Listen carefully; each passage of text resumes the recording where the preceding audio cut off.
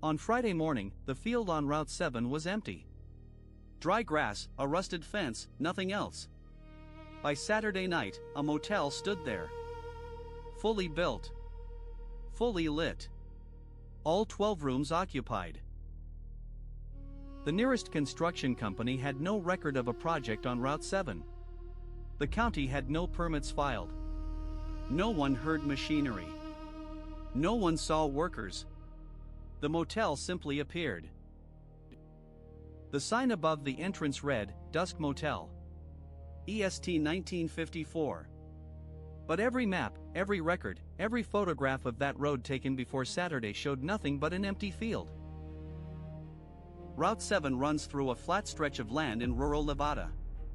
60 miles of nothing. Dry scrub, telephone poles, the occasional passing truck. Locals had driven it for decades.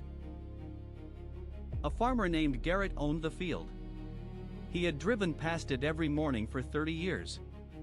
Friday it was empty. Saturday he stopped his truck and stood in the road for a long time.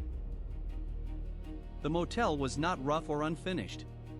The parking lot was paved and faded, as if it had been there for years. The paint on the walls was weathered. The sign had rust on the brackets. There were 12 cars in the lot. Different makes, different states. All dusty, as if they had been parked for days. None of the license plates matched any vehicle in state records. The office light was on. Through the window, a lamp glowed on the front desk. A ledger sat open. A pen rested on the page. No one was visible behind the desk. Garrett called the sheriff.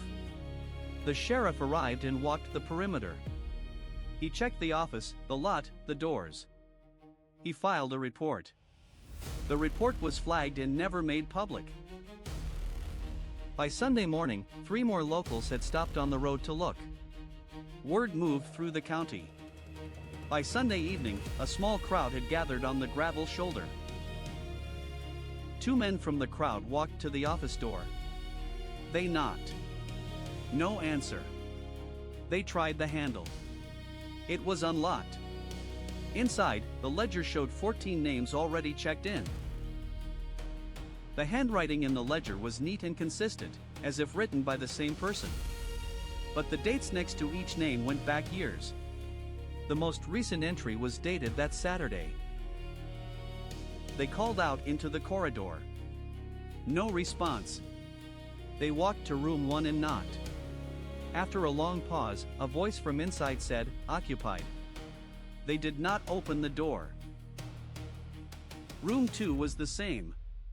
Occupied. Room 3. Occupied. Every room answered with the same word in the same flat tone. No one opened a door. No one asked who was knocking. One of the men tried to photograph the ledger with his phone. The phone screen went dark the moment he pointed it at the page. The camera would not open. It worked fine outside. They left quickly. Outside, they told the crowd what they had heard. The crowd thinned. By nightfall, only Garrett remained on the shoulder, watching the motel lights from the road. At 3 a.m., Garrett said the lights in all 12 rooms went off simultaneously. Not one by one. All at once, like a switch. The office lamp stayed on. He drove home and did not sleep. The next morning the lights were back. The cars were in the same positions. No one had checked out. No one had arrived. The motel looked exactly as it had the morning before. A retired archivist named Helen heard about the ledger and drove out on Monday. She had spent 40 years cataloging historical records. She wanted to see the handwriting herself. Helen walked into the office alone. She stood at the desk for 20 minutes, reading every entry in the ledger. She took no photographs. She made notes in her own notebook. The names in the ledger, she later said, were real people. Not invented. She recognized 3 of them from historical records she had worked with. All 3 had died before 1980. The room numbers next to each name were consistent. Each person was assigned a specific room. The same rooms, she noted, that had answered occupied when the men knocked. One entry near the middle of the ledger had no name. Just a room number and a date. The date was the coming Thursday. 4 days from when Helen was reading it. She copied the nameless entry into her notebook and left. She came back Thursday morning. The entry in the ledger now had a name beside it. She did not write down what the name was. Helen published nothing about what she found. She told one colleague, who told one other. That is how the story reached anyone outside the county at all.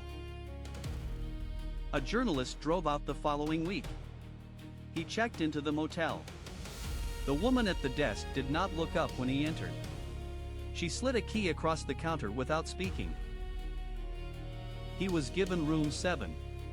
The room was clean, cold, and smelled of something he could not identify. Not unpleasant. Like air from a place that had been sealed for a long time. The bed was made. The towels were folded.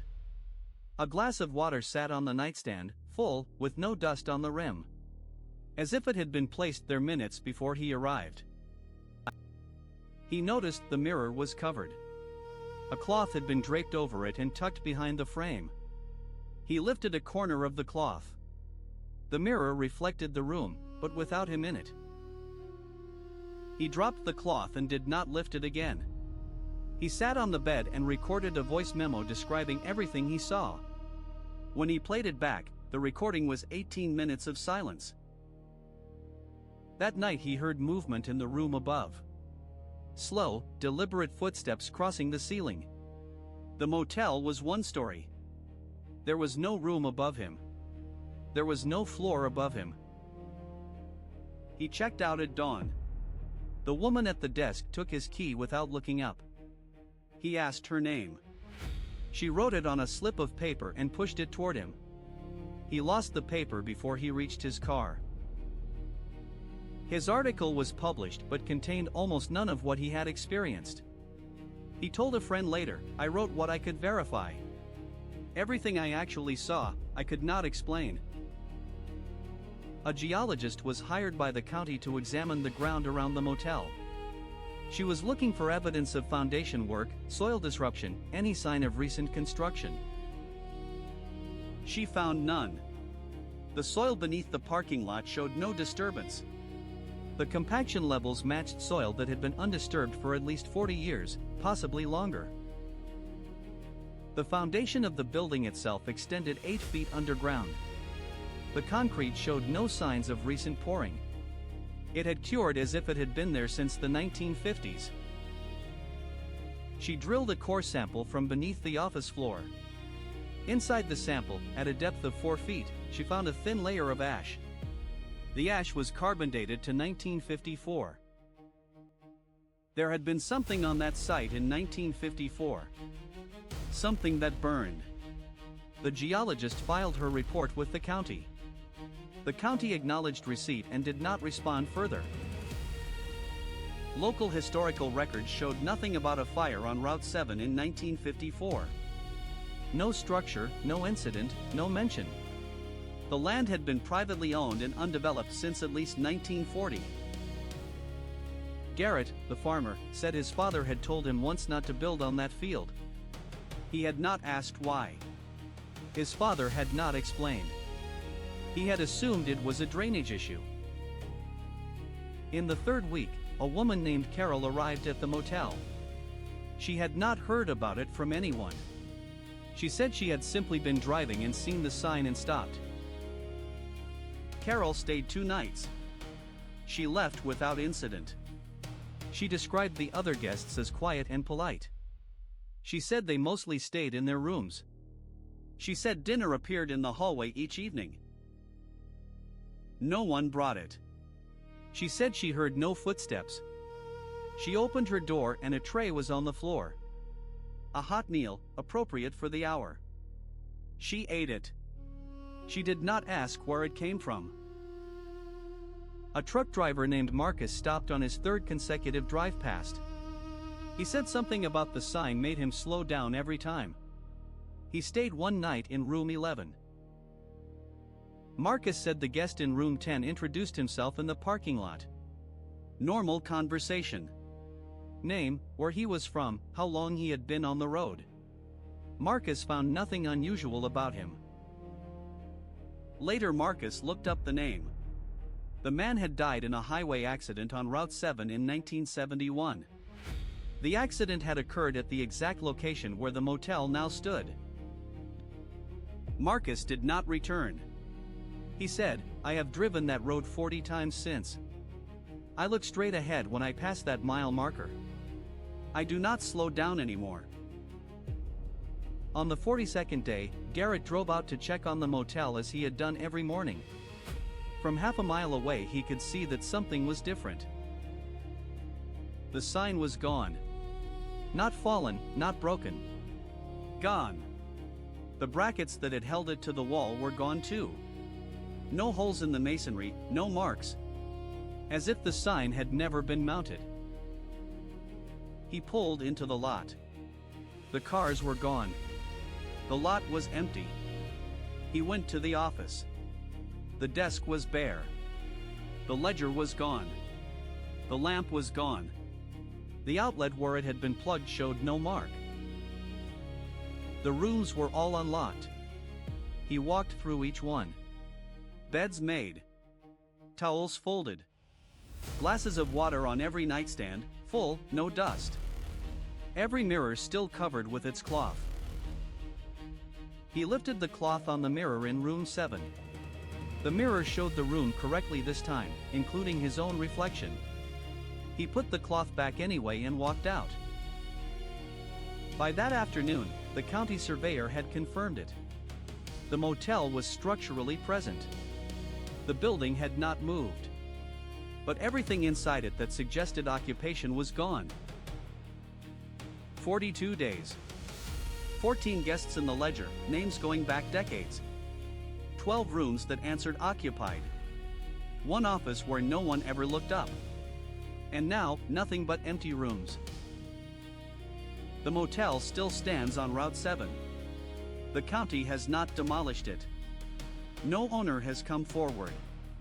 It sits empty, officially registered as an uninhabited structure with no documented construction date. Garrett still drives past it every morning. He says the lights come on occasionally at night. Always all at once. Always off again before dawn. Always the office lamp left burning. 3 people have attempted to stay there since the 42nd day. Each left before midnight. None of them has given a full account of why.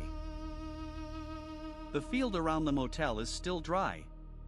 The grass still grows to the edge of the parking lot and no further, as if something in the asphalt refuses it. As if the ground remembers what happened in 1954. The sign has never come back. But locals say that on certain nights, driving past at the right speed, you can see a faint glow where the sign used to hang. Not a light. Just a glow. An empty field on Friday. A motel on Saturday. EST 1954. No permits. No workers. No explanation.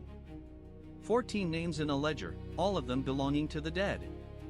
All of them checked in. None checked out.